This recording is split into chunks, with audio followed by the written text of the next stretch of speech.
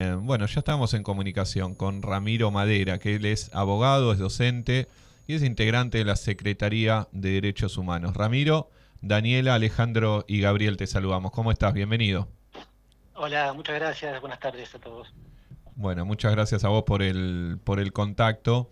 Bueno, es un tema que la verdad que cuando empezó a circular en los medios esta posibilidad, encendió muchas alertas. Esta posibilidad de que en la apertura de las sesiones ordinarias, Javier Milei intentara al menos anunciar el indulto para los responsables de la dictadura militar y empezaron a tejerse un montón de teorías sobre si era posible, si no era posible, qué significaría, más allá de lo social, de lo que ya está bastante saldado en nuestra sociedad, jurídicamente, el indulto para esta gente.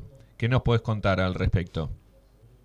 Sí, la preocupación, por supuesto, es natural.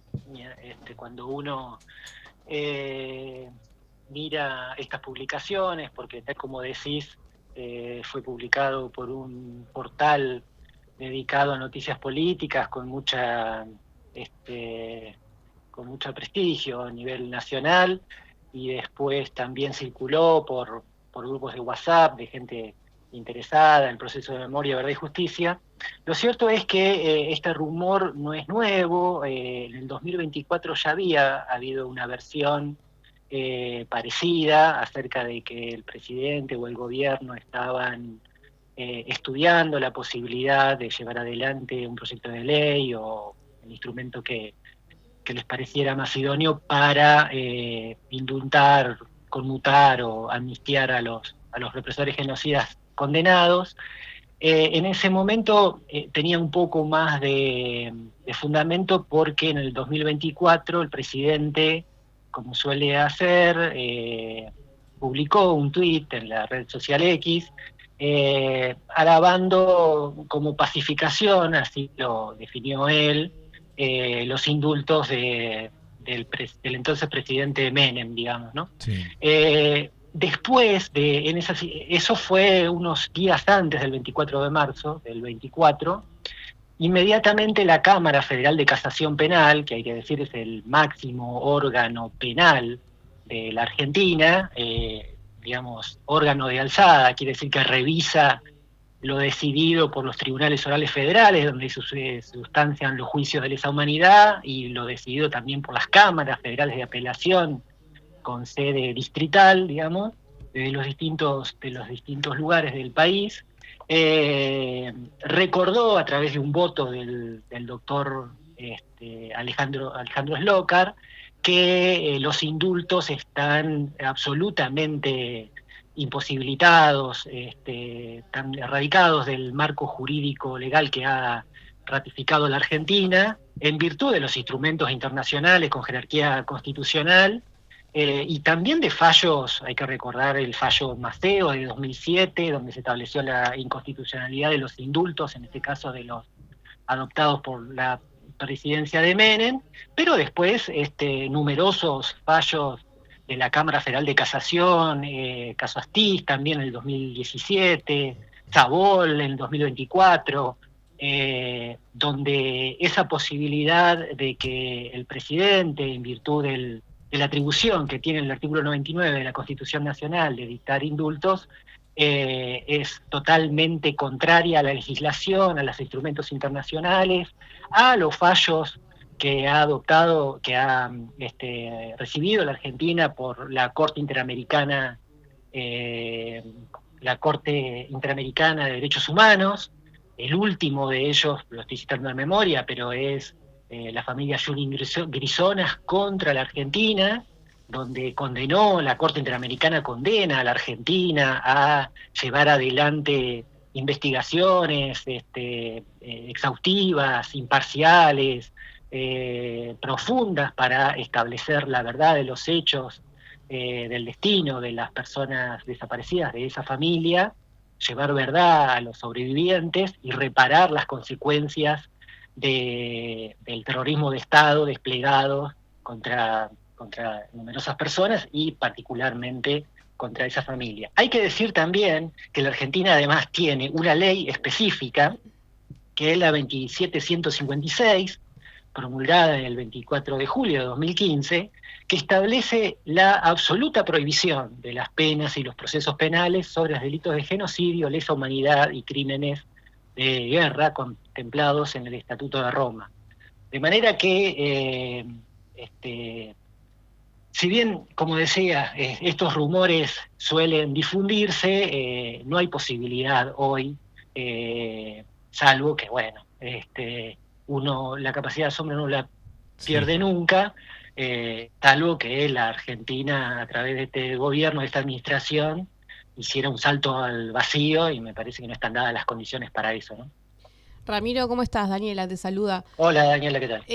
Yo te escucho atentamente. Pienso, obviamente, que estamos próximos a cumplir 50 años del golpe y creo que también ellos utilizan estas fechas tan sensibles, los 50 años, como una necesidad de como provocación. Claro, provocación a la sociedad, siendo una de las marchas más masivas, donde la gente sale a la calle, donde se protesta, se muestra y acompaña obviamente a las abuelas, a las madres, y me pregunto, ¿ustedes creen que también puede haber algo de provocación desde ese lado? Es posible. Siempre este gobierno nos tiene acostumbrados a correr los márgenes, ¿no? Están sobre el filo de la legalidad o absolutamente contrariando regulaciones específicas, forzando no solamente el diseño institucional que tiene la Argentina, sino algunas políticas que eran respetadas incluso por el último gobierno de la derecha, del Macri. Me refiero, por ejemplo, al sistema de inteligencia nacional, modificado ahora a fines de 2025 por el decreto 941, digamos, ¿no? Que le da a la CIDE la posibilidad de investigar, y el continuo intento de involucramiento de las fuerzas militares en cuestiones de seguridad interior. Uh-huh. Eso es permanente, y me parece que es un intento de correr los límites y de, como dice por ahí algunos investigadores, de desmontar los consensos muy consolidados acerca del proceso de memoria, verdad y justicia, pero también sobre otras cuestiones que reenvían justamente al pasado más siniestro de la Argentina en los tiempos del terrorismo de Estado con la última dictadura militar. Así que sí, eso es así. Lo cierto que me parece que con el respecto del indulto, la legislación es muy robusta. Veo también, por eso les mencionaba la posición de casación, qué sé yo, en ese momento, lo digo entre paréntesis, intento ser breve, pero en ese momento, en 2024, los organismos de derechos humanos y legisladores de Unión por la Patria le llevaron la preocupación a la Cámara Federal de Casación. Primero nos recibió el juez Slokar, como decía, como él es coordinador, él es presidente de la comisión y coordinador de la Comisión de Crímenes contra la Humanidad de la Cámara Federal de Casación, que tiene 4 salas, sí. Pero después también los recibió el juez Borinsky, que no tiene afinidades al menos conocidas con gente que promueve los procesos de memoria, verdad y justicia que vienen del kirchnerismo. De manera que, y la resolución recordando los deberes, las obligaciones del Estado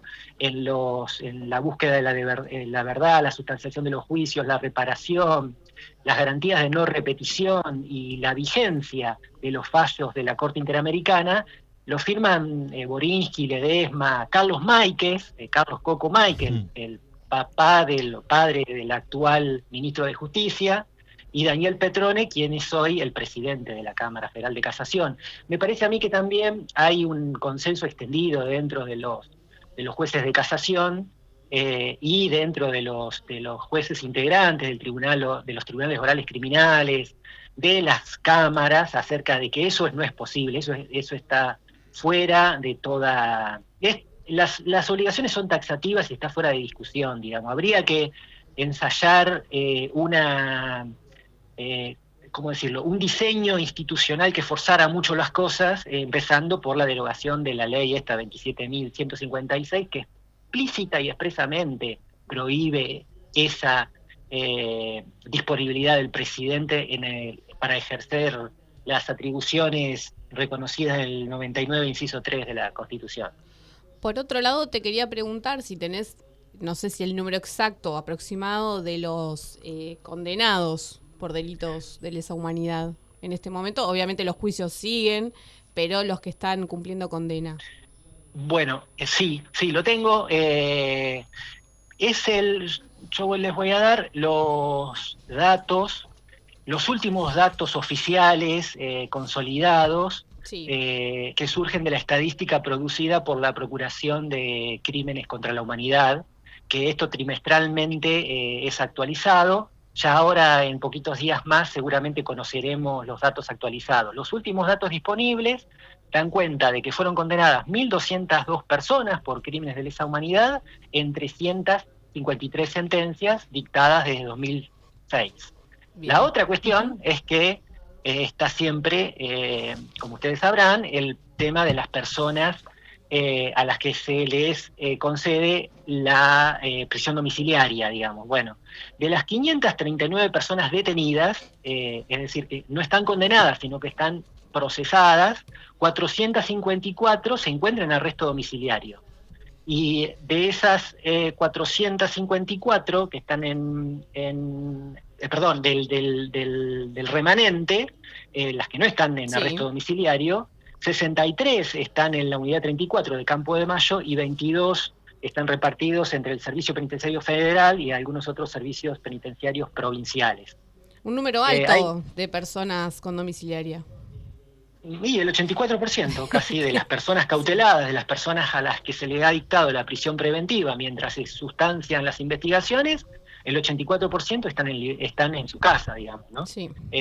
Con un tipo de control acerca de ustedes saben que, de acuerdo a la legislación, el Código Penal, la Ley de Ejecución Penal, esos arrestos domiciliarios deben tener primero que acreditar ciertos compromisos por parte de las personas arrestadas en esa condición y además los órganos judiciales, los órganos que disponen, los jueces que disponen de esos arrestos deben controlar las condiciones del arresto domiciliario, cosa que, según tiene dicho el Ministerio Público Fiscal, digamos, el órgano de los fiscales, es bastante lábil, bastante laxo, ¿no? Bueno, justamente hoy en página 12 una de las noticias es que organismos de derechos humanos denunciaron que el Poder Judicial apaña a represores mientras persigue a Cristina Kirchner, claro, por ejemplo, eso, ¿no? Claro, bueno, eso es lo que, sin decirlo a cualquier buen entendedor, le salta esa cuestión. Vemos que la expresidenta tiene condiciones muy estrictas, donde se monitorean casi en tiempo real qué hace, qué deja de hacer, a quien recibe, mientras personas que han sido condenadas por delitos inarrables contra la condición humana festejan sus cumpleaños o van a comprar hacia al supermercado del barrio o departen tranquilamente con sus amistades, ¿no? Bueno, y en el marco de estos 50 años siguen habiendo noticias de todo tenor, porque, bueno, se supo ayer el hallazgo en La Perla, ¿no?, de la identificación de los restos de 12 desaparecidos. Sí. ¿Cómo se toma eso en los organismos de derechos humanos? Bueno, tal como lo relatabas recién, yo leí la nota que le hacen al juez que tiene a cargo esa investigación y resulta muy alentador, porque la verdad es que una de las cosas más perniciosas, más nocivas, más insidiosas del delito de desaparición forzada es la incerteza permanente. Había un célebre poeta que se llamaba Pessoa, Fernando Pessoa, que decía: lo verdaderamente diabólico es la incertidumbre, ¿no? Y quienes hemos tenido alguna oportunidad de escuchar los relatos y las trayectorias de las personas sobrevivientes, que evocan la desaparición de sus seres queridos, no hay posibilidad de cierre si no saben a ciencia cierta cuál ha sido el signo, el destino de las personas allegadas, de sus compañeros, compañeras, de sus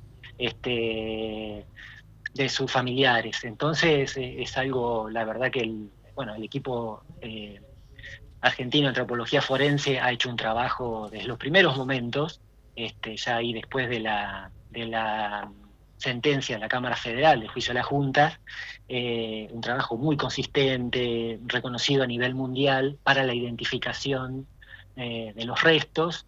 Se hace, la verdad, uno no puede más que maravillarse por las técnicas que llevan adelante y su trabajo de prospección, de investigación arqueológico, porque logran identificar con restos, son pequeños fragmentos, digamos, ¿no? Entonces, la verdad que eso es alentador, como la lucha de las abuelas por restituir la identidad de los niños apropiados. Así que, bueno, me parece que en estos momentos tan aciagos, tan adversos para las políticas de memoria, verdad, justicia, hay que recordar justamente el legado ético de las abuelas, de las madres, como suele decir Tati Almeida. Si las abuelas pudieron, digamos, cuando no tenían toda esta legislación, toda esta robusta marco jurídico, nosotros los militantes, las personas que pugnan por identificar, por llevar adelante los juicios, también tenemos que poder, ¿no? Así que sí, es alentador. Ramiro, y pensaba en esto que decía Nani, los juicios que aún se están llevando adelante, algunos que tienen que comenzar. Mi mamá me daba la noticia del hallazgo en Tucumán, en Córdoba, pero también me decía que en Tucumán no hay buenas noticias porque, por ejemplo, el mes pasado se suspendió el juicio Arancibia y parece que se suspende el inicio de Fronterita, que aparentemente el objetivo es dilatarlo hasta que se muera el único imputado que queda. ¿Hay datos sobre cuántos juicios restan por...? Sí, tenía justamente para ofrecérselos, para compartirlo con ustedes. Hay 12 juicios sustanciándose en 5 distritos diferentes. En la provincia de Buenos Aires hay hoy 5 en los que la subsecretaría es querellante. Hay 60 causas elevadas a juicio, donde todavía restan por definir justamente la integración de tribunales y la audiencia preliminar, donde se establecen las cuestiones preparatorias, y hay, según el Ministerio Público, 280 causas en fase de investigación.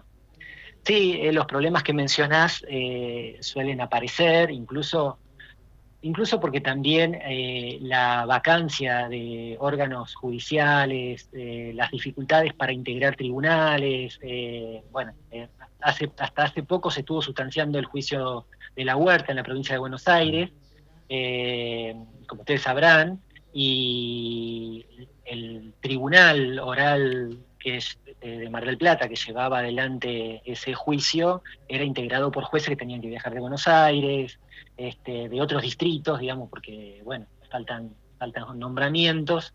Eso complica también las audiencias en lugares distintos donde ocurrieron los hechos que se juzgan, y, por supuesto, el tema de la denominada impunidad biológica por el paso de los años y el deterioro cognitivo de muchos de los acusados, que después de las pericias se establece que no pueden comprender la criminalidad de los actos y lo que se les transmite, bastante, en ese sentido, es inquietante y bueno, requiere también de cierta diligencia por parte del Poder Judicial, en integrar los tribunales, notificar a las víctimas, y toda la logística y la intendencia que implica el desarrollo de un juicio, más allá de las cuestiones procesales, de las impugnaciones y las defensas que ensayan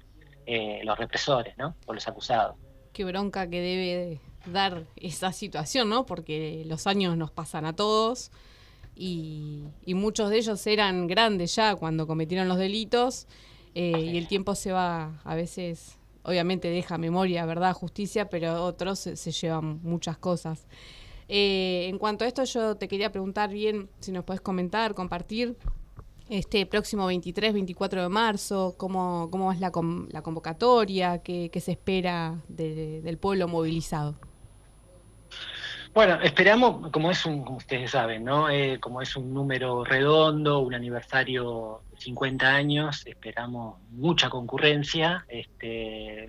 Nosotros, desde la subsecretaría, hay decenas de actividades, conmemoraciones, en todos los aspectos, no solamente el tema de las querellas, sino en términos de reparación, del archivo, en educación y derechos humanos. Sí.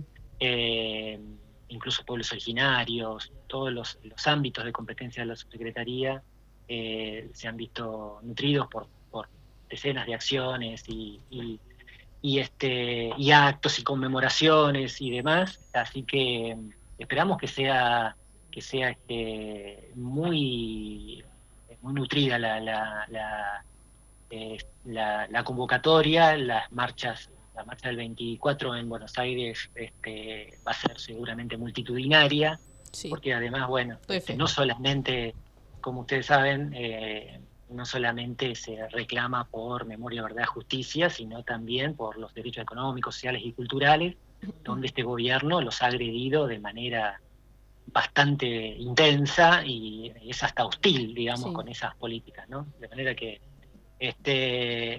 yo no les podría dar precisiones acerca de cómo de la logística y de la cuestión más del armado, de la marcha del 23, pero esperamos que sea multitudinaria. Ramiro, por último te quiero consultar por tu rol como abogado. ¿Qué sensación te deja el Poder Judicial hoy en Argentina? Porque si bien hay instancias donde vemos la justicia, como quien dice justicia, ¿no? Sí. En general pasan cosas que hacen que pensemos que en este país muchas veces no hay justicia. ¿Cuál es tu pensamiento como integrante como profesional del derecho? Sí, bueno, lo que suele suceder es que uno, si mira las noticias que involucran a jueces, generalmente los jueces federales de Comodoro Pi, digamos, ¿no? La ostensible inconsistencia de sus fallos, incluso la Corte Suprema, que ha desandado doctrina muy sólida acerca de justamente la aplicación de los estándares de la Corte, en un famoso fallo que era de Argentina contra Fontevecchia, por unas publicaciones que hizo el director de Diario Perfil, que dice, bueno, nos reservamos un margen de apreciación para ver cómo, cuando en realidad la doctrina y la jurisprudencia era conteste. Bueno, ese tipo de inconsistencias y después las dobles varas, los dobles raseros, lo que leemos en la prensa especializada acerca de las trayectorias de los funcionarios que se eligen.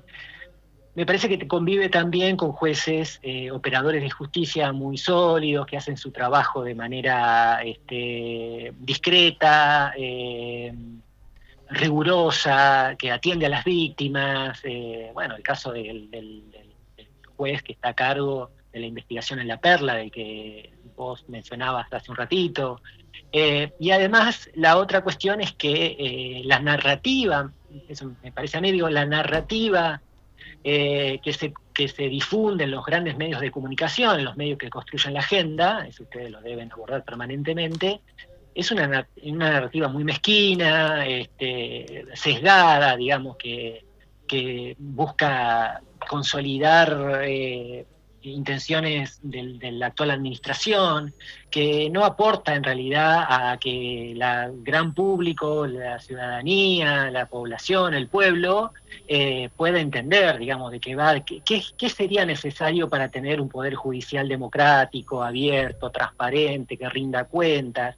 que esté otra cosa que reclaman permanentemente, sea que uno atienda querellas por lesa humanidad, sea que atienda violencia institucional, sea que atienda un juicio de desalojo, lo que ustedes, un caso de relación de consumo, que los jueces, los órganos judiciales respeten la inmediación, que estén sobre el caso, que conozcan las partes, que conozcan la trayectoria, algo que está en los códigos, que está en las buenas prácticas, pero que no se observa directamente. Después hay un montón de gente que, bueno, trabaja ahí porque le tocó, diría el expresidente, porque cayó ahí. Más allá de las cuestiones que vemos,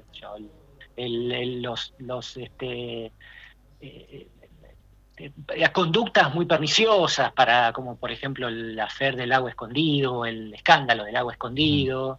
Pero después, bueno, hay situaciones, hay cuestiones de la agenda institucional de la justicia muy relevantes, donde al gran público le pasa por al lado, y si tiene la mala fortuna de haberse involucrado con eso, bueno, es la verdad que muy preocupante. Cuestiones como, que decía antes, el involucramiento de las fuerzas militares en tareas de seguridad interior, la designación de los jueces para cubrir cargos vacantes, que son cientos y cientos, la designación de un nuevo procurador, la puesta en vigencia del nuevo Código Procesal Federal, la definición de una política criminal, es decir, de todo el catálogo de delitos tipificados en el Código Penal, cuáles de esos son relevantes para qué tipo de comunidad, digamos, ese tipo de cosas que deberían construir la agenda para tener un debate democrático,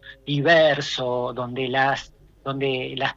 los grupos históricamente discriminados podrían también tener que decir lo suyo, está totalmente obliterado, está totalmente cancelado por la narrativa de los grandes medios y por los intereses detrás de ellos, digamos, ¿no? En una justicia clasista, digamos, sesgada, bueno, creo que tiene que ver con eso. Incluso uno ve ahora toda la cobertura sobre la designación del nuevo ministro de Justicia, y de lo que menos se habla son de muy relevantes que va a tener que atender este funcionario, y se concentra en la minucia de su trayectoria, de, bueno, por dónde viene, cuáles son sus alianzas, bueno, ese tipo de cosas, digamos, ¿no? Que eso está bien que se publique, yo no digo que no, conocer quién es el funcionario, pero ahí no debería agotarse, digamos, ¿no? Esperemos que si volvemos a tomar las riendas de este hermoso país, lo primero que se haga es una reforma judicial.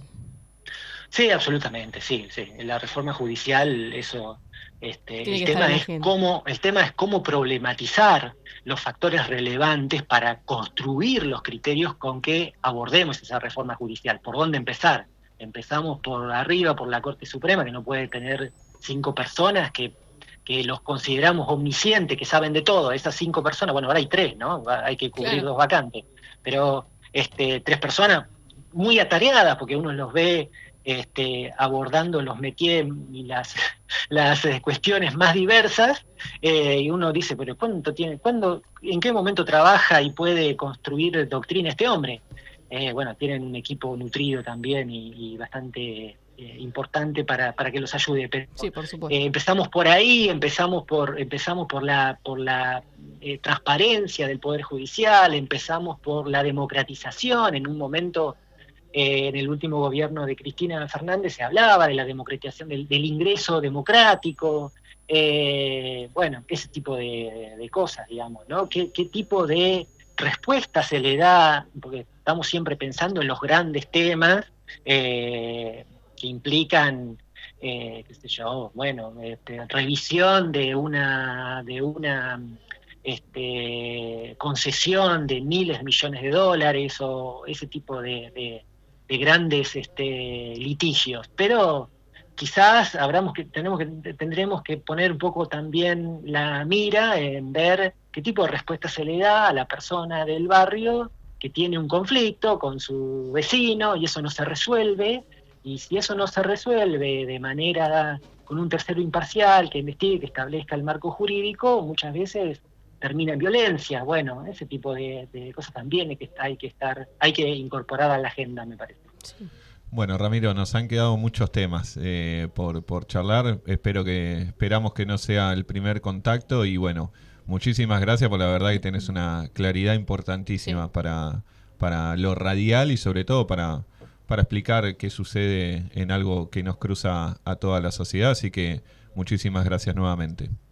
Gracias a ustedes, saludos a toda la audiencia, que sigan bien. Nos vemos en las marchas. Chau, chau.